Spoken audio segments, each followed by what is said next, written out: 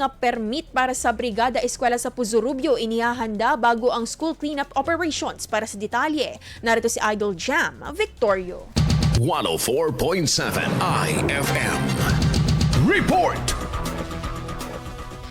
Plansya na ng mga kinaukulang ahensya at paaralan sa Pozorrubio ang pagproseso ng mga permit kaugnay ng Brigada Eskwela bilang paghahanda sa school cleanup operations bago ang pagbubukas ng klase. Nagpulong noong Mayo 28 ang mga kinatawan ng Philippine National Police, Bureau of Fire Protection, Municipal Engineering Office, Municipal Environmental and Natural Resources Office at Department of Education Pozorrubio District 1 at 2 kasama ang mga school DRRM coordinators at civil society organization partners. Ito ay upang pag-usapan ang koordinasyon at partisipasyon ng bawat tanggapan. Kabilang sa inihahanda ang mga dokumentong kailangan alinsunod sa guidelines ng Department of Environment and Natural Resources para sa tree cutting at earth balling permits sa mga paaralang nangangailangang magtanggal o magbawas ng mga puno bago magsimula ang klase. Ayon sa Department of Education, isasagawa ang Brigada Eskwela 2026 mula June 1 hanggang June 5, binabahagi ng nationwide school preparation activities. Kasama mo mula dito sa IFM Digupan, Idol Jam Victorio.